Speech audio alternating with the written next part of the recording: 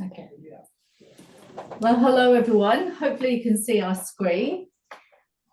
Welcome to this Insight Share. I'm Denise Conroy and I'm joined by Ivy sitting with me and Jenny, who would be here. Jenny's going to present, but Jenny's isolating with COVID, so that's why she's at home. So this afternoon, we're just going to try and walk you through some of the work that we did with high value nutrition, and more specifically with two programs, He Rourou Whai Painga and Synergy. So all three of us have really been involved with HVN since the very start. So it's been a 10-year journey for us. And this is work that we did very much in tranche 2 with these two programs in particular. Okay, so just by way of introduction, before I pass over to Jenny and Ivy, we're all social scientists and we're specialists in consumer science.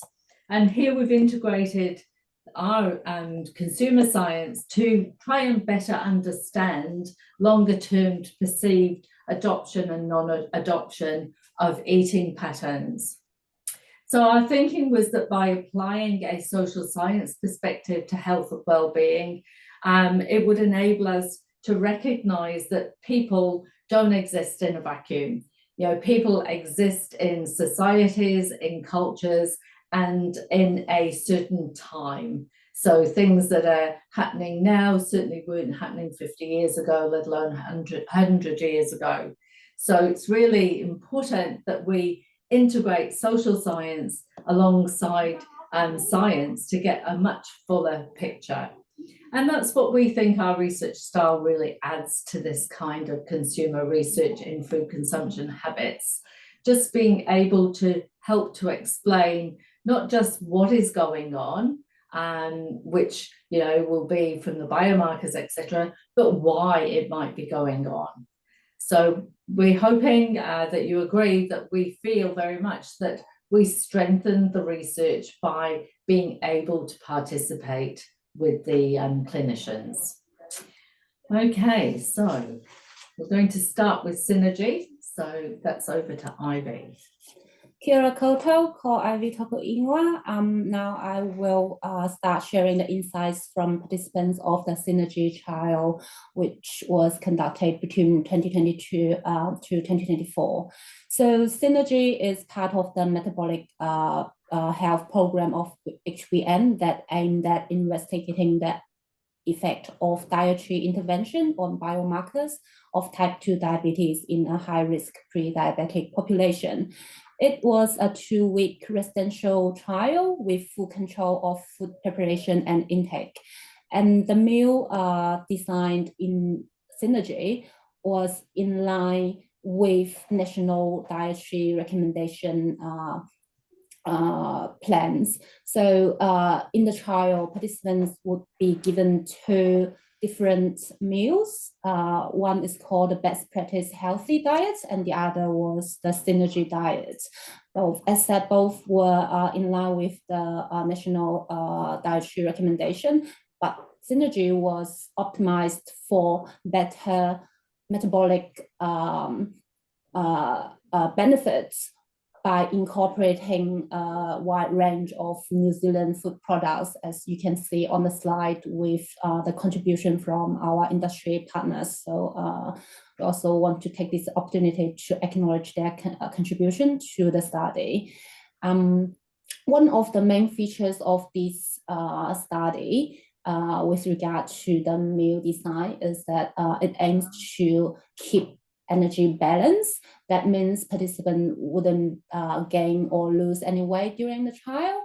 And also with regard to the meal, the macronutrient provided in a meal for the healthy diets, it includes 15% of protein, 30% of fat, and 55% of carbohydrates. The synergy diets have slightly increased the protein from 15 to 25%. Fats remain the same, and carbohydrates slightly decreased to 45%.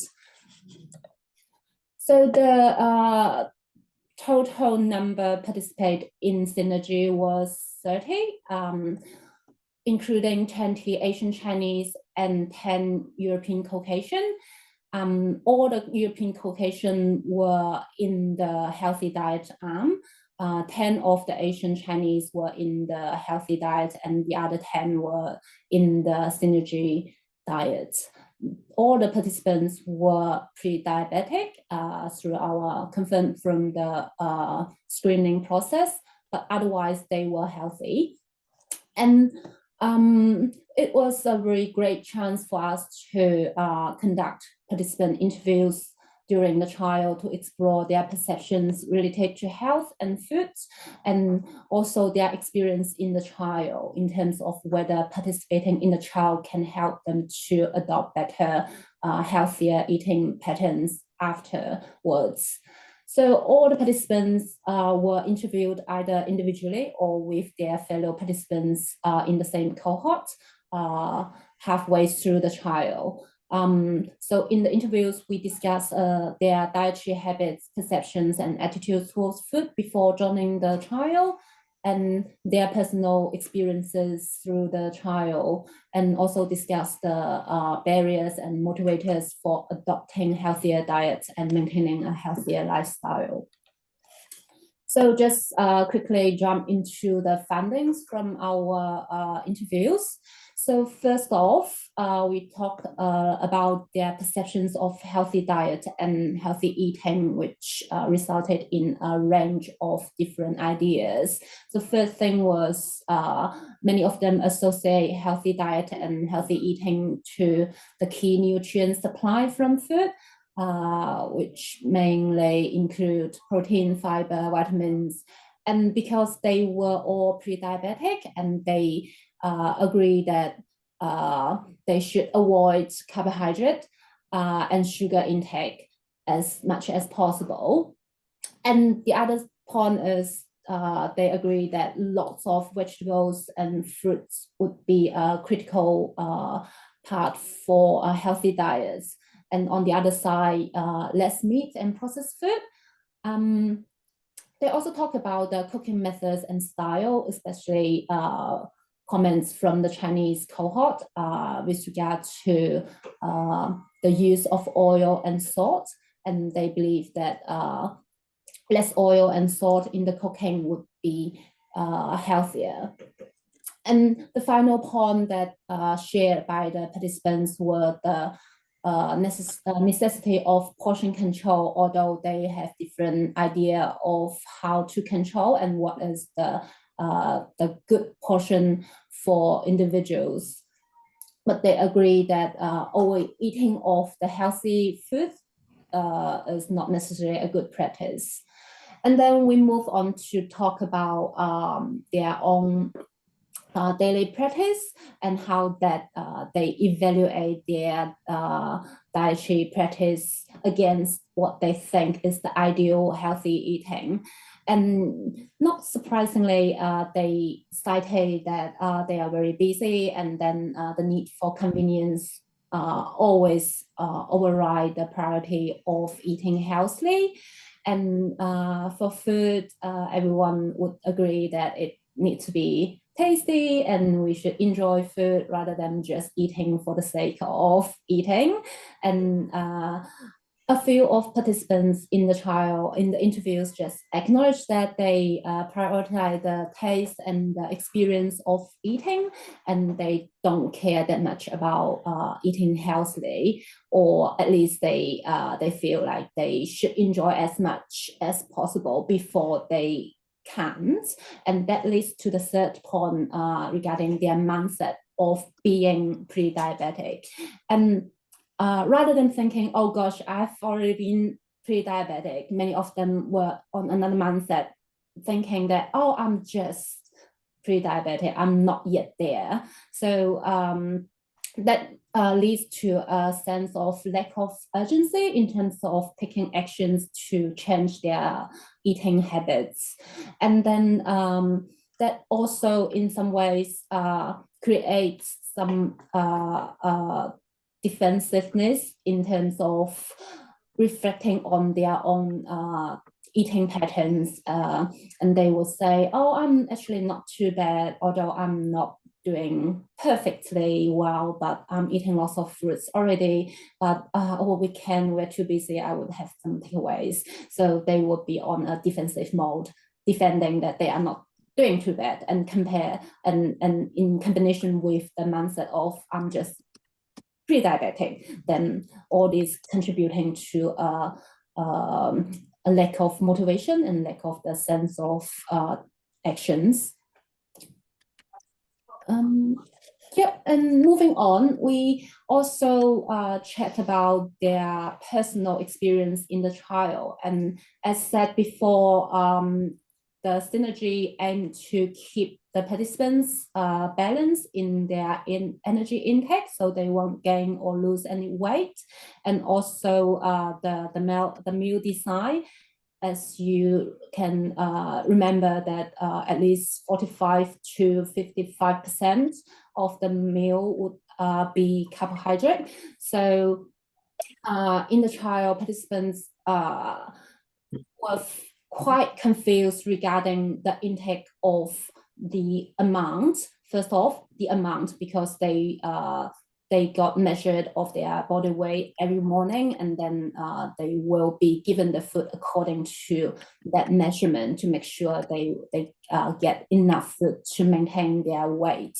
So many of them perceive the portion given during the trial were as huge, and they struggle a lot at the first couple of days to get through all the foods as required. And then they wonder why the portion given in the trial was so big. And also they realize, although they perceive, the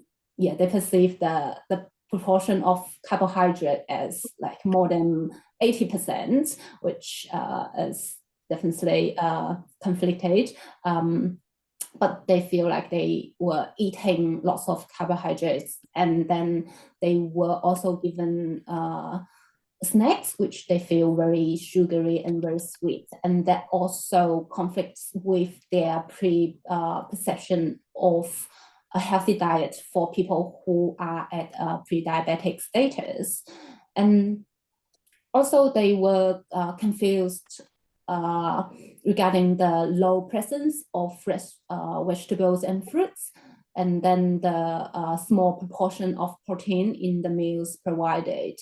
And all these can in some way not in line with what they think a healthy diet should be, but they had experienced some positive physical and reactions from their bodies. And they also, feel more energetic and etc. So they did experience the benefits of the meals in the trial, and they were also convinced that the synergy diet and the healthy diet, in the diet in the trial should be healthy. So that lots of confusions were expressed during our interviews. But nonetheless, they got the opportunity to be exposed to new eating pattern, which was very different from what they usually did at home. New direction. Sorry. and then they got the exposure so they can experience the new stuff, including. Well, I am a little bit now as well. Yeah, I'm looking at this going on no theory. I'm going to sorry, I'm going to mute. Yeah. Yeah, if you don't mind. Yeah. Yeah. So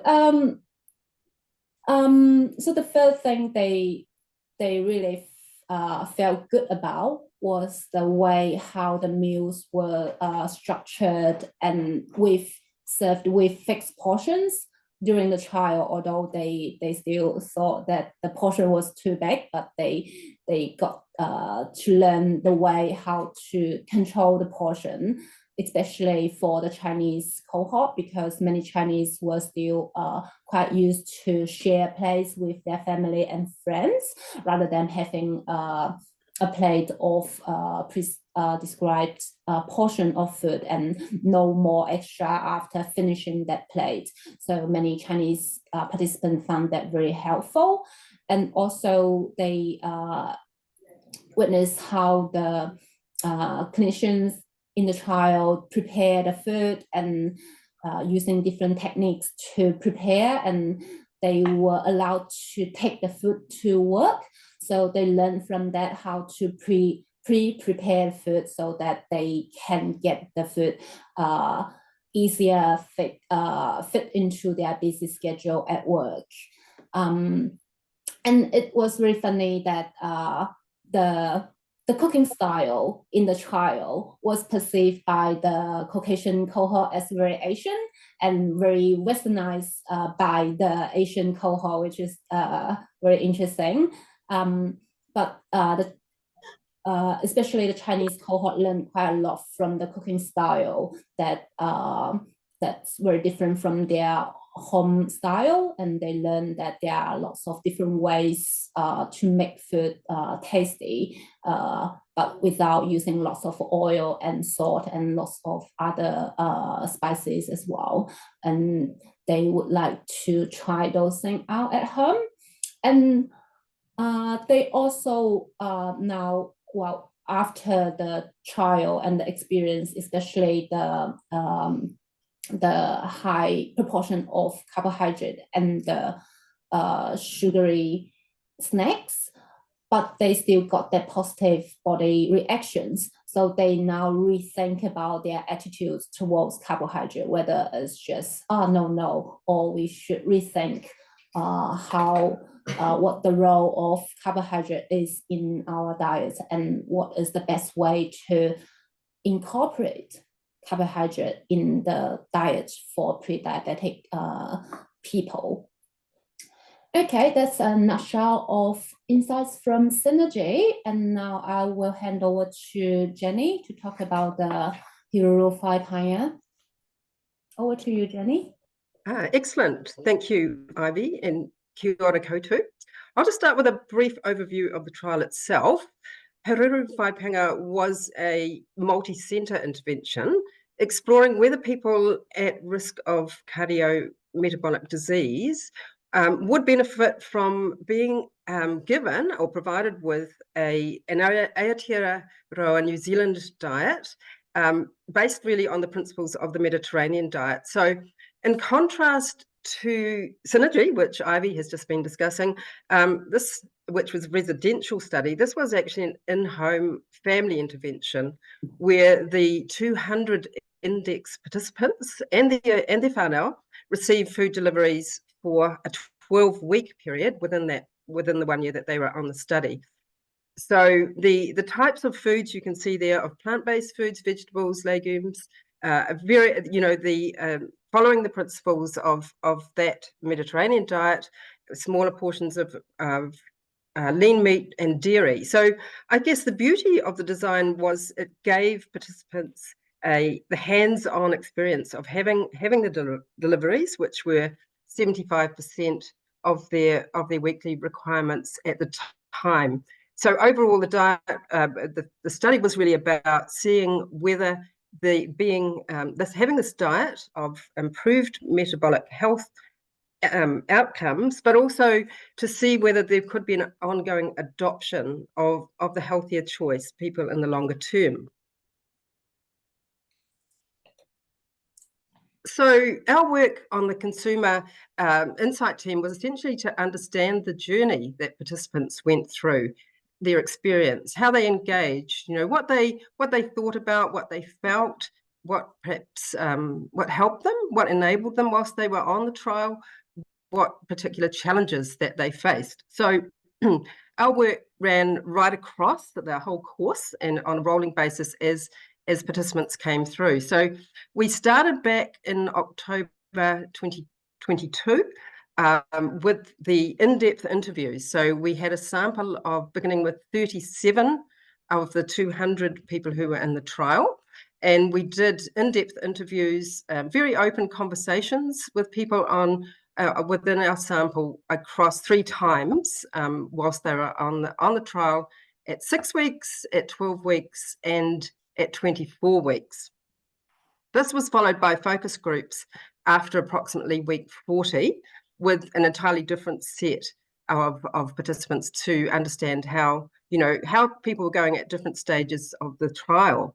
And we are now just completing the quantitative phase, which is survey, which is just wrapping up, where we have so far on the online survey obtained nearly half, which is virtually a 50% response rate. And I guess all across our work, it is about trying to understand how participants engaged and what their experience was like, and what enabled them, perhaps for some people, to have better adoption than others. So obviously we had many individual discussions, and we had a very large amount of data, narratives across the interviewing. But from our analysis, we really saw the emergence of 4 contrasting persona groups based on how well they did emerge, how well they did adopt after their period of time on the intervention. So firstly, there were about 6 people who we described as highly committed.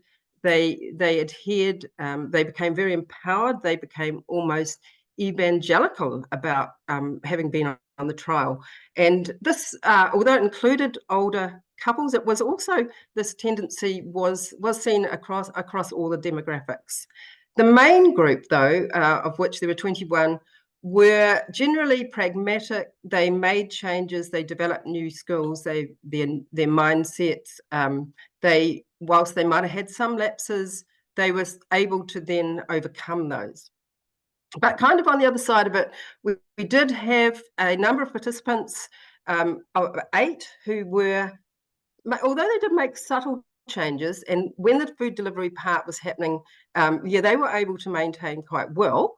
But once it came to being able to kind of go it alone, there were sort of challenges, and these were often to do with their work, their perhaps we had a group of women who were perhaps had tendencies to be emotional eaters, and there were sort of, it was difficult to keep going, I guess, in the very longer term, going it alone. And then we did have a couple in our survey who didn't really engage at all. These were both women with younger children who found it actually difficult to even engage with the trial, and found the food delivery time to be actually quite stressful, and it just couldn't fit in with their lifestyle. They didn't really feel that they could continue on. So within the interviews, and we wanted to pull this out, was how did participants in particular engage with the foods? Well, of course, a big factor, a massive factor, was their love of the quality of the foods. There's a quotation there for you from one of our participants, and it's about flavour. It's flavour. They just loved it.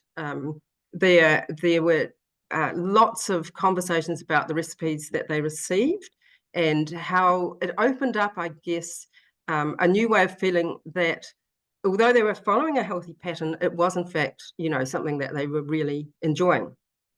I guess for some, there were certain items which they maybe went, I mean, of course, eating is, it's a very personal choice. There's a personal choice.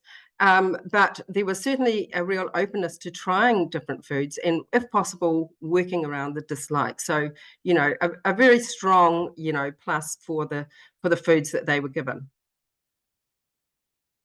I think it also showed us, we had sort of clear evidence that for many of the participants, they certainly were learning by doing new processes. They were able to kind of bring in completely different ways of addressing what a dinner plate should look like. And whereas in many cases there was this desire to bring vegetables in as a main ingredient, main essence of a meal, and this was definitely learned from their experience.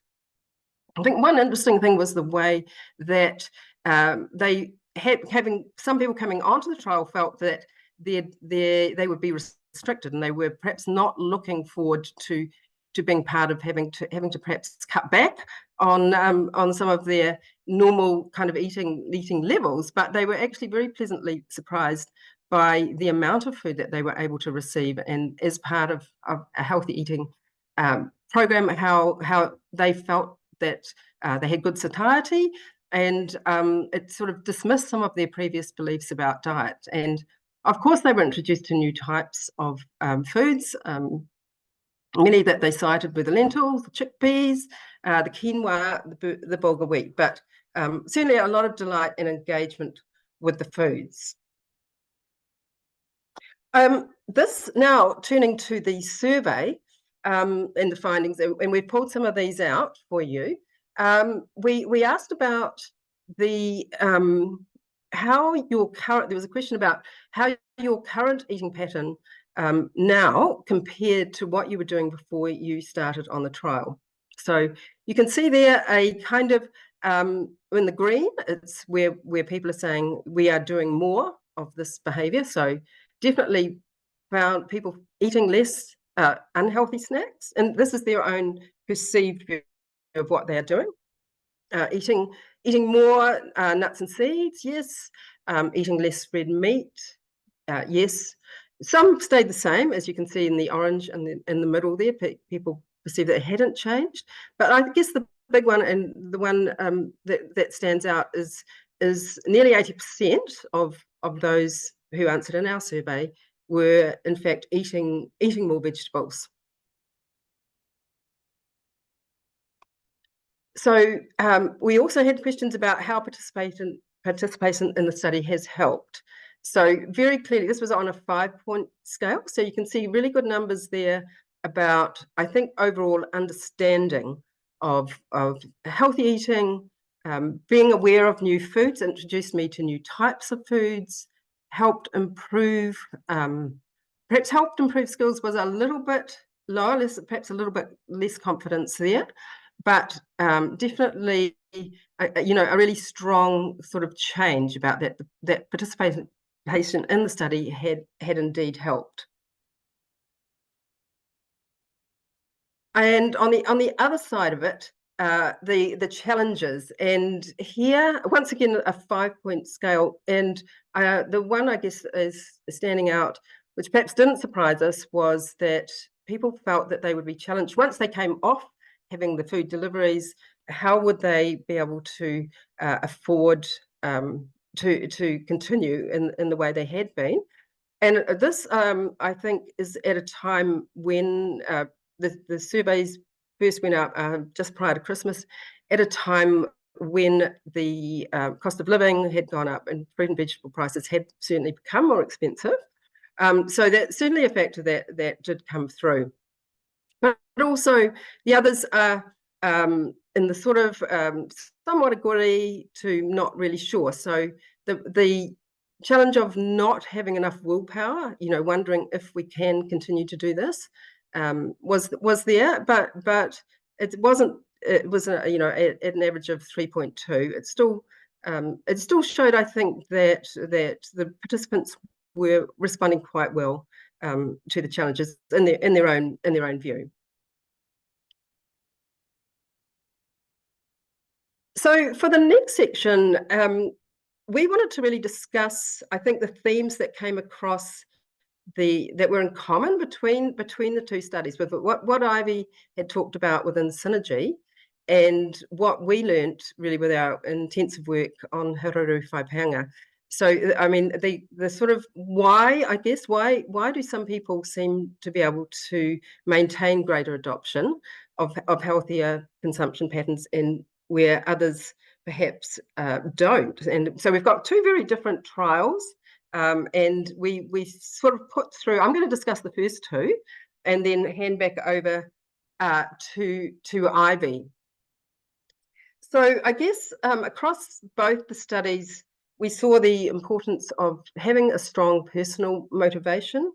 Many people had guided sort of ways of thinking. They articulated very well why they needed to do this, and they actively discussed it with other important people to them. And this, if you had a very, I guess, a great connection with why you were doing this and expectations, of course, it was going to be, you know, very helpful. However, on the other side of that, and Ivy discussed this as well, there were those who did lack a sense of urgency, and that they, as particularly, I guess, some of the younger participants, it was, well, do we really need to change? You know, can we kind of continue on? And if you did have that more vague type of motivation, you probably were setting yourself up to not really want to make the really changes that were going to be needed.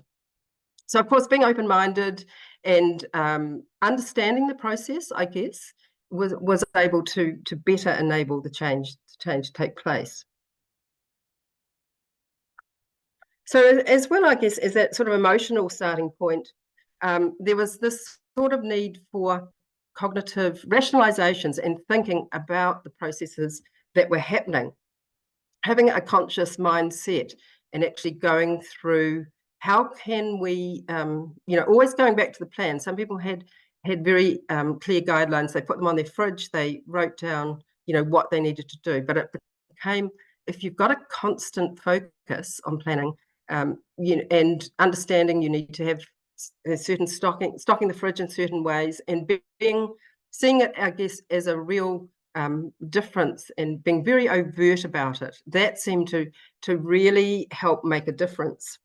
For example, if some people felt they liked a lot of variety, so they tried to incorporate that understanding themselves with making sure they always had some sort of different variety in terms of what they had available for them. So it was about having very clear strategies and not sort of leaving it to chance, whereas where some people were kind of more hoping for the best and hoping things would work out, but not having a sort of a detailed processes for their actions every day.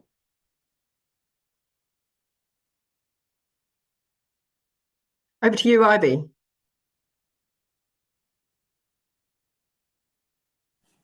Yeah, there we are. So the third cross-study themes that we found across the two studies were the presence of sensible outcomes and the reinforcement of lived benefits. Although from the one of the previous slide regarding the quantitative studies showing that people rated the not seeing positive results not as high as the high cost and other factors as a major challenge of adopting a healthier eating pattern, but we would never underestimate the power of the positive feedbacks and the positive feelings and experiences during the process. And as we see from actually both Synergy and the He Rourou Whai Painga, those who can carry on definitely were more motivated by their good feelings, and that they can sense their bodies accepting these new eating patterns, and they do feel better, and that actually served as a signal help them to confirm that they are doing the right thing and this is the right way of eating, and confirming that they are on the right track, and that can keep them doing what they think is the right thing to do. And also, I think, especially in the He Rourou Whai Painga study, because they were more of a free-range status compared to Synergy, where everything was supplied and prepared and supplied to them. So they didn't need to prepare things for themselves. But in the He Rourou Whai Painga, they need to prepare everything. But when they see the actual positive results, they were empowered that seeing I can actually make it even by myself, doing all this stuff at home. And in the Synergy, people got those positive feedbacks, and they also acknowledge that, okay, this is something that I can achieve, and that just give them the confidence that this is something I can do in the future. And so the food positively impact on their feelings and their physical well-being really gave the positive reinforcement for them to continue that journey. And lastly, but not the least, we found that family power dynamics actually play a very huge role in the journey of adopting healthy eating. And as Jenny mentioned, that one of the distinctive feature of He Rourou Whai Painga is the whanaū approach. And as we know, food is just so social, and the greater family involvement and being together on the healthy eating journey really means a lot to the individuals who had participated in the journey, especially in He Rourou Whai Painga. And although the Synergy study just had the individuals participate in the trial, but very often in our discussions, they would refer to the family needs and wants, and they would cite it like, oh, my son wouldn't like to have this, and I won't do this at home because my husband wouldn't buy in, and there's no point for me to do that, etc. So although family support is very important, there's no guarantee that everyone in the family would be happily get onto that journey. So just like the importance of individual motivation to make changes in their eating patterns, it's the same for the entire family. There need to be a motivation for that kind of collective change within the family. And through especially the He Rourou Whai Painga study, we have witnessed a couple of cases in which the non-compliance of some family members who really wanting to get back to their normal, really undermining individuals' efforts onto this journey. So I guess that really opened up a new avenue in future studies where we consider how to better involve the family and make the adoption of healthy eating easier in that setting. Yep, and now I will hand back to Jenny to talk about some of the implications from our studies. Thank you, Ivy. So really, to bring this all together, we want to show what participants told us they wanted and needed. Really, what might help them to stay the course. I think in the very long term, and these are, I mean, are fairly simple things. They wanted clear, simple information regarding a healthy pattern. You know, being able to be reminded of this, I think, and how various foods do fit into an overall pattern.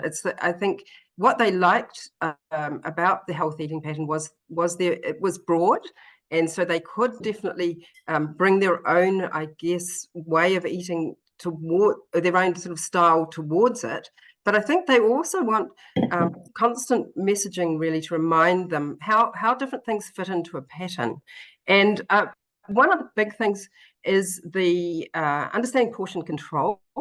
People mention serving size. I mean, on packets, they do see serving size recommendations, but these can often be, you know, very small to read, and not really help them to say, look, this is how I should fit this particular snack into my life. So they're wanting to understand, I think, a broad pattern. Also, of course, having things that are convenient. There's certain time to make to prepare is definitely a factor in busy lifestyles. But I guess it's yes, they do want it all. If we can have taste, flavor, enjoyment as well. But I think it's that we want to do this, and you know, how can food companies help us perhaps to stay the course? I think there are many different opportunities here with different target segments, and as we've talked about, perhaps based on the way people are approaching the style for themselves, their different types of motivations. Are they sort of wanting to do a massive, great change? Or are they looking for sort of steadier, slower steps? What are the differences in family dynamics? How open are they to change? So by helping provide information, helping to build confidence, mindset, and different processes, useful processes to help build into this pattern. And we also see this kind of need for more personalized, this is leading to more personalized education, because there is a lot of conflicting information out there. So whilst there's this, we kind of found people would say, yes, we know what healthy eating means, but how can I make it work better for myself? So being able to show integrate brands into an overall pattern, and to help, you know, build them together, I guess, and give a rationale for brands to help with this enabling of change. And it all comes together, I guess, from the convenience, affordability, but having an overall rationale, so where a brand might fit into the healthy eating pattern.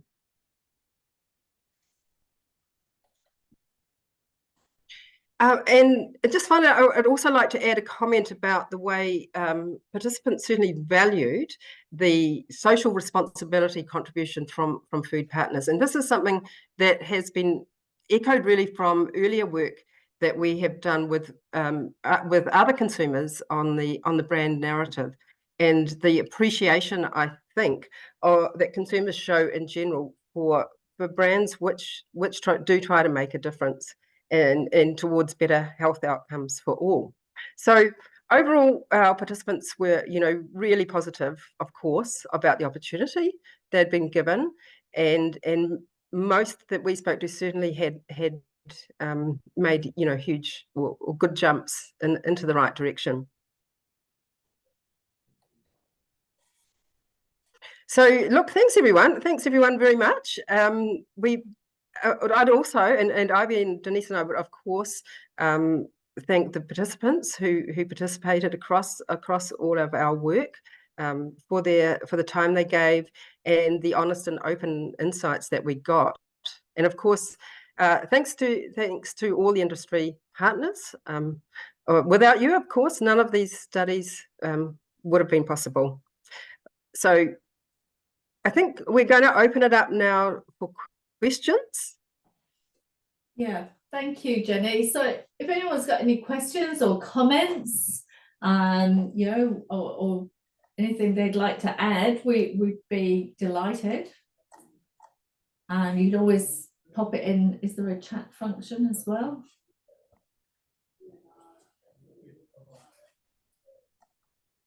I'm happy to jump in. It's Lily here from My Food Bag.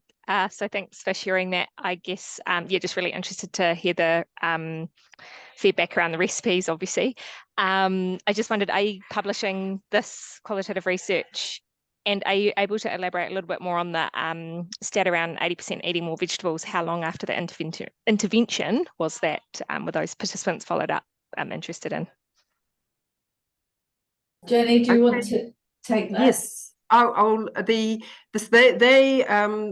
that data came from the survey, which was at the end. So this was an exit survey as participants had left the study. So that was their evaluation, the self-evaluation of what they were doing at the end of the study of the year versus before they had even got into the trial. And I know there are papers. Denise, perhaps you could cover that off about plans for publication. Yeah, definite plans for publication. So just to be clear there, Lily, it wasn't after they'd finished with the food, it was after they'd finished the study. So the whole 12 months. So quite a long time for most people. But yes, we've definitely got plans for publication.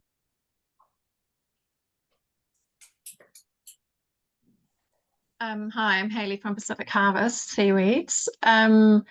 We were just keen to understand if there were some comments in there around sort of flavour, upon flavour.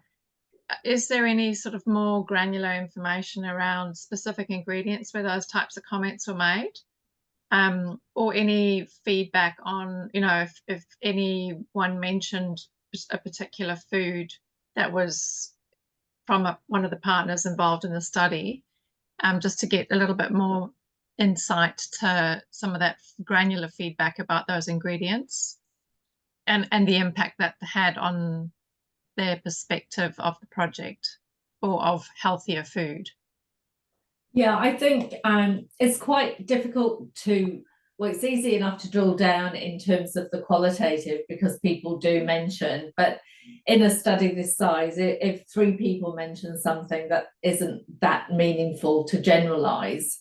But I think that what people were very excited about was the opportunity to actually try foods that they had never thought about. And we definitely did get participants saying that they were carrying on purchasing some of the things that they would never have purchased if they hadn't taken part in the study. And some of them were things that, from the chickpeas through to more of the things that from your own company. And that was the really great thing for people. They really were introduced to all these new types of foods. And then some of them definitely reported that they were continuing to make these purchases, which had they not been introduced, they would never have known about. And also that many people have that thinking that healthy food definitely is not tasty, but they had the opportunity to actually eat something that's healthy but also tasty. I think that's quite a game changer in rewriting their mindset. Yeah, for sure.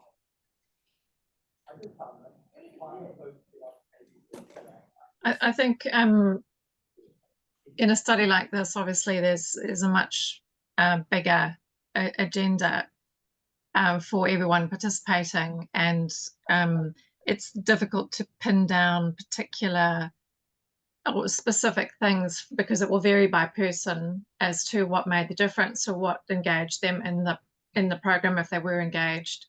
But if there is any way to extract any specific information about any particular ingredients, I think any of the food companies involved would find that valuable, just even if it was just a comment on, what they didn't realize that chickpeas could taste the way chickpeas taste, or just something that is usable or that could give us insight and perhaps ideas on how we might communicate differently to try and attract more people in to eat those sorts of ingredients that will give them better health outcomes. Yeah, we're certainly looking at the data now, and if we can meaningfully extract that, we'll be sure to share. I know it's not quantitative, but it's just more the sense and the essence of the commentary from people who were surprised or hadn't had an experience of those ingredients before. Yes, definitely. Yeah, it was certainly very positive comments that we had across the board, really. People really, I guess, as I said, food there are obviously food preferences that you course. might not like a particular food, but I think the excuse me, overall it was, you know, very positive comments. But we'll Denise and I perhaps look through that data a little bit more. I suppose just so to finish up my comment on this, nothing that you've said is surprising, perhaps to any of us who work with these products all the time, that they do have better health we all expect them to have better health outcomes because we know what those products do. But it's more just looking for those little nuggets that you can get some more granular insight or benefit from would be helpful. Yeah, and I think one of the things that we did find from people was that they weren't necessarily sure what were, you know, chickpeas had not really entered their lexicon of healthy foods, just as an example. But portion control is the other really big one. They really are very unsure about, you know, yes, this may be healthy, but how much of it can I eat before it becomes unhealthy?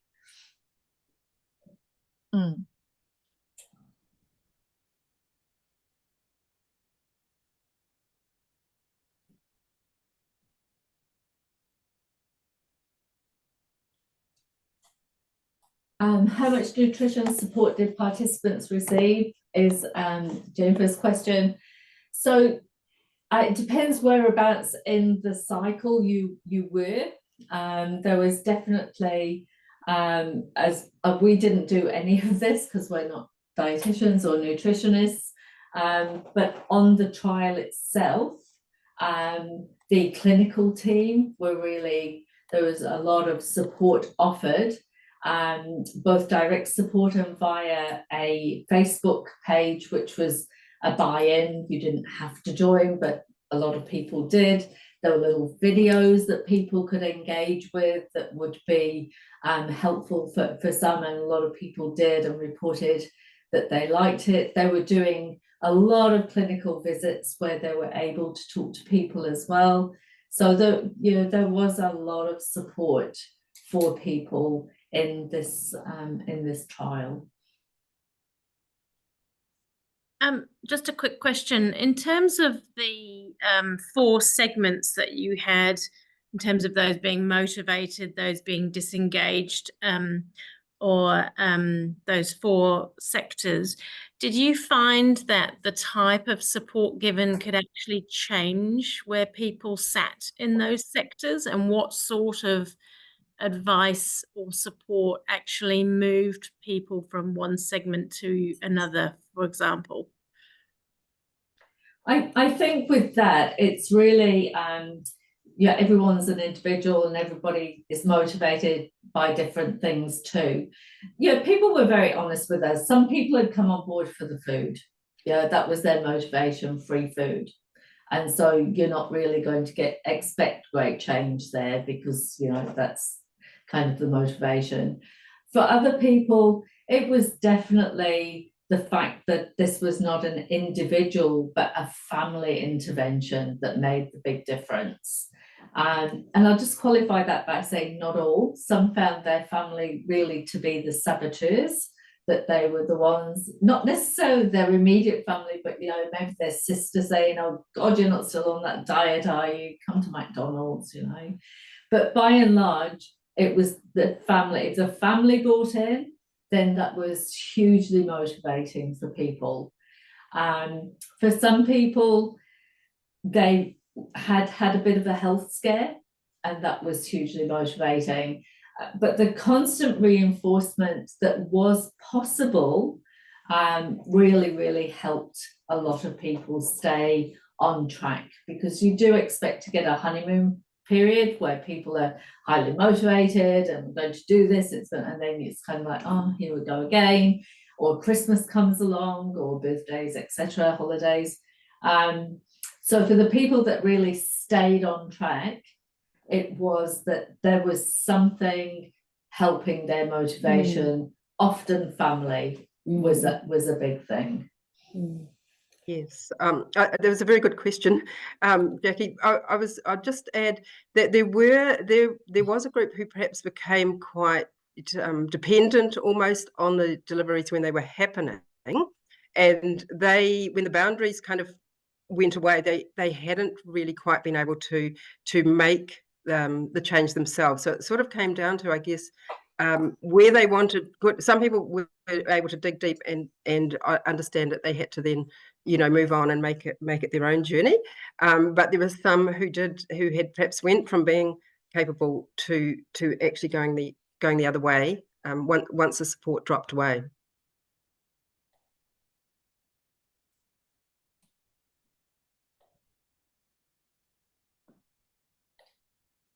Donnell's asking, is there any intention to follow up with people once they get their individual clinical results to see if that changes their intentions to keep up a healthy diet?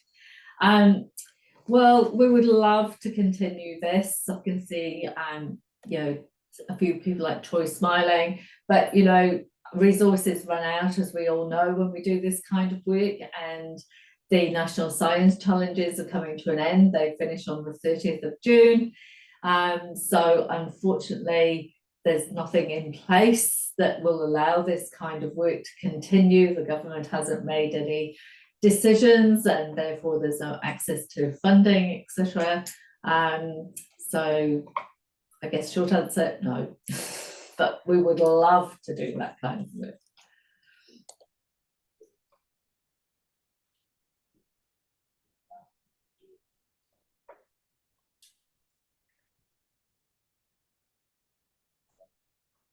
Anyone else?